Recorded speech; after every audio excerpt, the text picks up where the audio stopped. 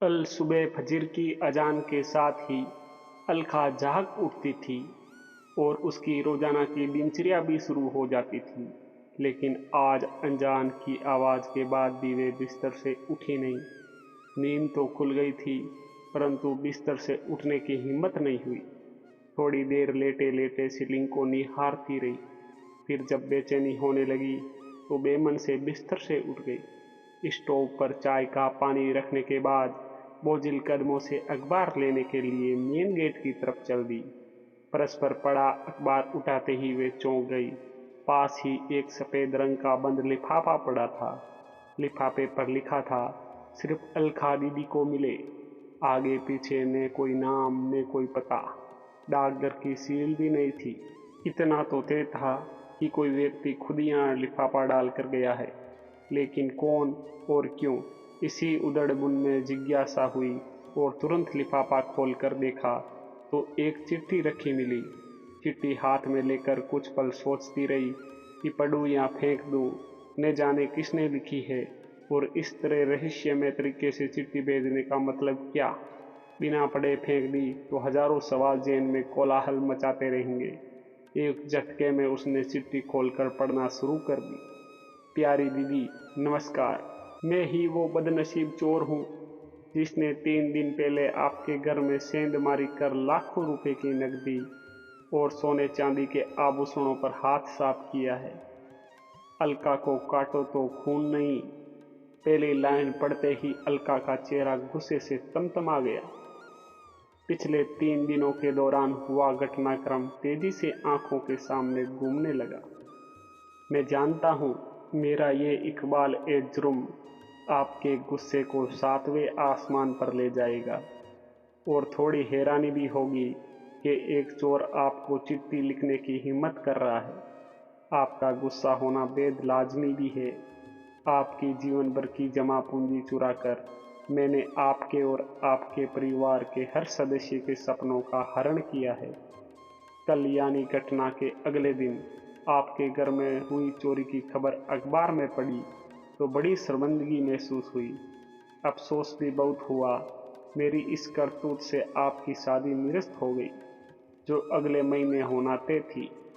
ऐसा लगा मानो जिस बहन की शादी का सपना मैं बरसों से देख रहा था, आज उसी बहन का नया संसार बसने से पहले खुद ही अपने हाथों से उजाड़ दिया। जी हाँ अलका दीदी, मेरी एक बड़ी बहन है दिशा। परिवार में हम 3 लोग हैं, माँ, दिशा और मैं। अपना दुखड़ा सुनाने से पहले मैं कुछ कह देना चाहता हूँ। दरअसल मैं वैसा चोर नहीं हूँ जैसा आपने सोचा है। अपने ऐशो आराम या मेहनत से बचने के लिए मैंने ऐसा शर्मनाक और गैर कानूनी कृत्य नहीं किया है। हाँ दीदी, मैं स्नातक हूँ और फिलहाल बेरोजगार हूँ।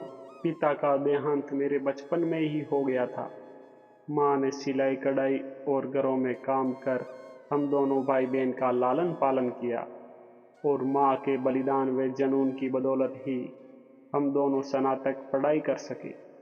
फिलहाल किसी छोटी मोटी नौकरी की तलाश में है, लेकिन काफ़ी चप्पलें घिसने के बाद भी नौकरी से महरूम है।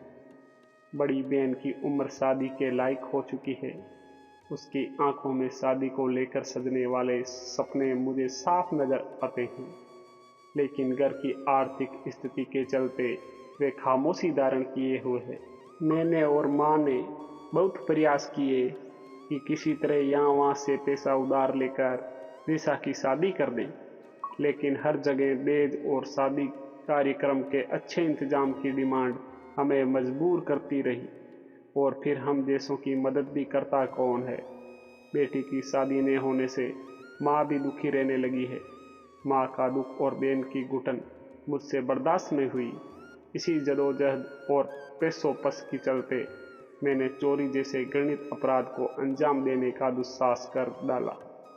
करीब 10 दिन अलग अलग घरों की रेकी करने के बाद आपके सुने घर में चोरी करने का मौका मिला और आपके घर से लाखों का सामान चुरा लाया। मैं खुश था कि अब धूमधाम से दिशा का विवाह कर सकूंगा। उसके सपने पूरे हो जाएंगे। साफ है कि चोरी की बात मैंने न तो माँ को बताई और न ही बहन से जिक्र किया। हाँ, इतना भर जरूर के दिया कि अब घबराने की ज़रूरत नहीं। अच्छा लड़का देखना शुरू कर दो। शादी के लिए रुपये व आभूषण का इंतजाम मैं किसी तरह कर दूंगा। माँ व बहन दोनों ही बहुत खुश हुए। इतने खुश हुए कि उन्होंने ये भी नहीं पूछा कि बेटा इतने पैसों का इंतजाम कहाँ से और कैसे करेगा। शादी की बात सुनकर तो दिशा का चेहरा शर्म और खुशी से दमक उठा था। उसकी खुशी देखकर मैं गदगद हो गया। पहली बार एहसास हुआ कि अपनी जिम्मेदारी और कर्तव्य का निर्वहन करना कितना सुखद और मन को आनंदित करने वाला होता है। बहन की शादी कर हम दोनों माँ बेटे मानो चारों धाम का तीर्थ कर लेंगे। लेकिन क्या एक बहन की जिंदगी उजाड़ कर दूसरी बहन की खुशियाँ खरीदी जा सकती है? आपकी आंखों से बहते आंसुओं से मेरी बहन के जीवन में कभी खुशियों की बारिश नहीं हो सकती दीदी। मनुष्य को इतना भी निर्दयी नहीं होना चाहिए कि वो अपनी खुशियों के लिए दूसरों का घर संसार उजाड़ दे। दिशा के भाग्य में यदि शादी की खुशियाँ लिखी होंगी तो वे हर हाल में उससे मिलकर रहेंगी। बड़े बूढ़े कहते भी हैं कि भगवान ने सबकी जोड़ियां बनाकर ही नीचे भेजा है। मैंने सोच लिया था कि आपके सारे रुपये और एक एक आभूषण आपको लौटा दूंगा। कल दिन भर चिंतन मनन करने के बाद मैंने सामान लौटाने का ये तरीका अपनाया है ताकि आपसे क्षमा याचना भी कर सकूं। हो सके तो मुझे माफ़ कर देना दीदी। मैंने आपका सारा सामान एक थैले में रखकर आपके घर के मेन गेट से टिका कर रख दिया है। जब तक आप सामान नहीं उठाएंगी मेरी नज़र उस पर जमी रहेगी ताकि कोई और सामान न चुरा ले। एक साथ कई तरह के भाव अलका के चेहरे पर आकर धमाचौकड़ी करने लगे। चिट्ठी हाथ में दबाए हुए बहुत तेजी से दरवाजे की ओर दौड़ी। एक झटके से दरवाज़ा खोला। थैला वहाँ रखा था। जल्दी से थैला उठाकर वो अंदर ले आई। एकदम से बिस्तर पर पलट दिया। नोटों की सभी गड्डियाँ और एक एक जेवर सही सलामत। उसकी आंखों से आंसू और होठों पर मुस्कुराहट थिरक उठी। अलका ने सारे पैसे और जेवर अपने दोनों हाथों में समेटकर चेहरे से लगा लिए। फिर अचानक उसे चिट्ठी का ख्याल आया और एक बार फिर अचानक वे दरवाजे की ओर दौड़ पड़ी। दरवाज़ा खोलकर उसने चारों तरफ नज़र फिराकर देखा। सूनी सड़क पर कोई भी नहीं दिखा। चिट्ठी अभी पूर्ण नहीं हुई थी। आगे लिखा था, एक गुजारिश है दीदी, इंसानियत व कानून दोनों ही नज़रों से मैंने ऐसे अपराध को अंजाम दिया है और उसकी सज़ा भी कानून में तय है। एक ना एक दिन कानून के लंबे हाथ मुझ तक पहुंच ही जाएंगे।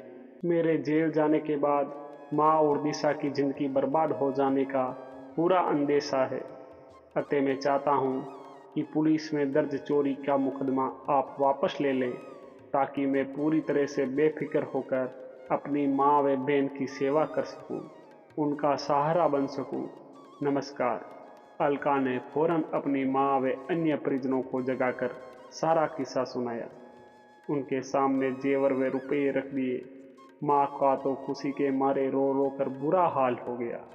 सभी ने भगवान का लाख लाख शुक्र अदा किया और ईमानदार चोर की इंसानियत पर अलका ने मसरूका वापस मिलने की जानकारी पुलिस को देकर अपनी एफआईआर भी वापस ले ली।